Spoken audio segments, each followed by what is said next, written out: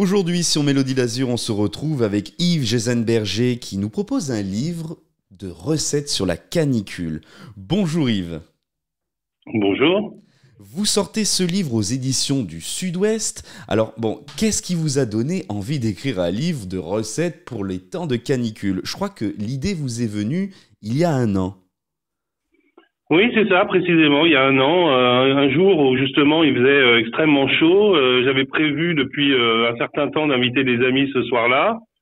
J'ai l'habitude de préparer plutôt des plats chauds, mijotés, etc. parce que c'est la cuisine que j'aime d'habitude. Mais là, je me suis dit, j'ai ni envie de passer du temps dans la cuisine, ni même, je pense, pour les gens, ils avaient l'envie de manger ce genre de choses. Donc, comment est-ce qu'on peut faire des choses qui sont à la fois un peu festives, élaborées, sans être trop compliquées, et puis qui se font sans passer trop de temps à cuisiner et surtout pas du chaud.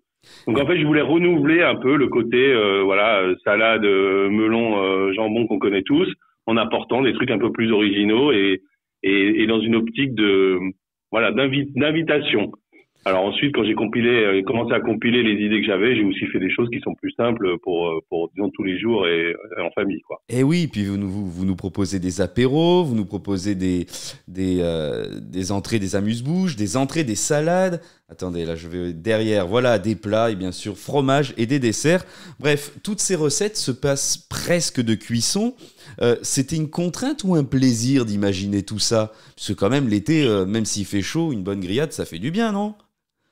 Oui, bien sûr. Non, mais vous savez, c'est d'une part au niveau de la structure. Oui, je voulais faire la structure d'un repas complet pour qu'on puisse quand même se faire plaisir et avoir le cocktail, l'entrée, plat, fromage, dessert. Surtout, ça m'amusait. Je me suis mis la contrainte de dire qu'est-ce qu'on peut servir en fromage tout en étant dans une thématique comme ça.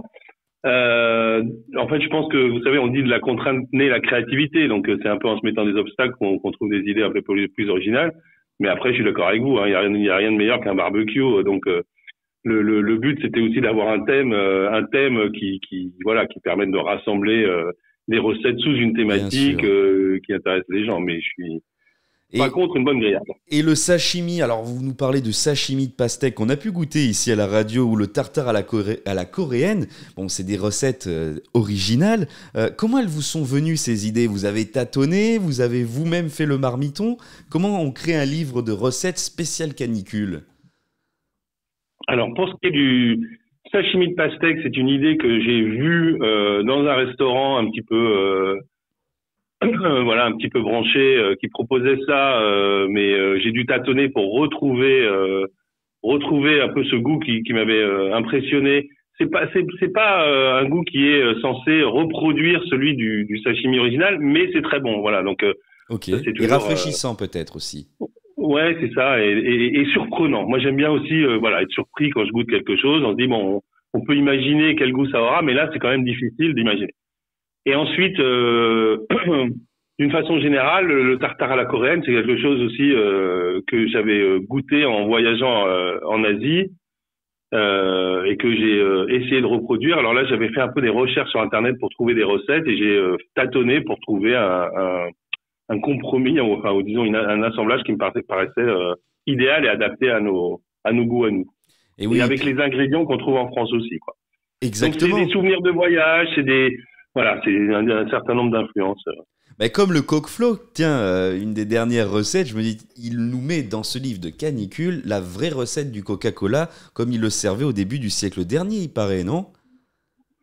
Ouais, alors ça, j'avoue que j'ai hésité à le mettre parce que c'est pas vraiment quelque chose que je vais promouvoir enfin, disons que Bien mes enfants, je sûr. vais pas leur demander d'en boire souvent, c'est quand même très sucré, mais c'est très bon. Et puis, comme vous avez pu le noter si vous avez parcouru le livre, c'est des recettes, mais c'est aussi un petit peu des anecdotes, des traits d'humour.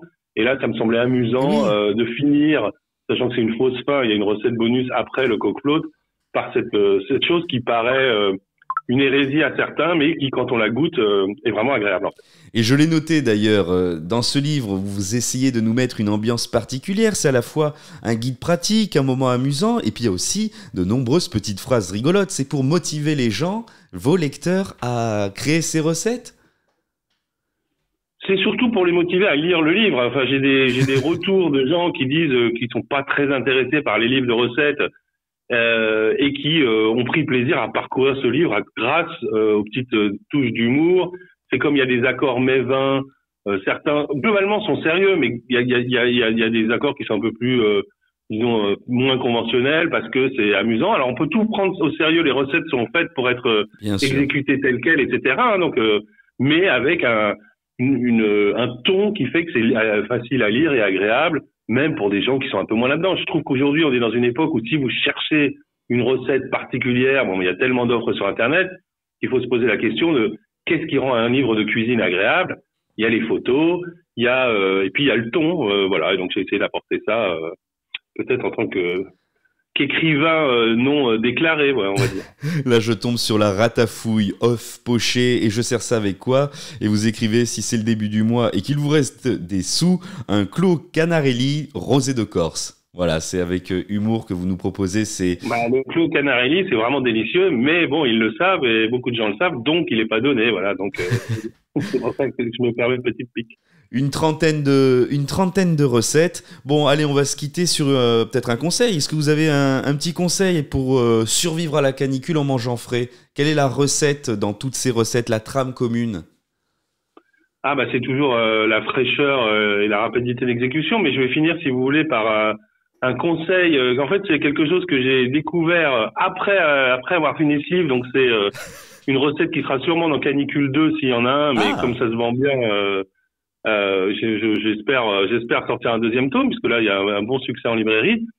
Et donc j'ai découvert l'idée de, si vous prenez une mozza et que vous faites congeler au préalable une tomate, vous pouvez faire une tomate mozza qui est en fait la mozzarella fraîche sur laquelle vous venez râper de la tomate avec une microplane ou enfin une râpe qui fonctionne bien, et ça crée comme un petit nuage de flocons de glace à la tomate, un petit trait d'huile d'olive, une pincée ou une fleur de sel, et ça fait une tomate mozza originale et particulièrement fraîche. Moi, j'ai trouvé que cette tomate glacée râpée, c'était vraiment quelque chose d'assez génial.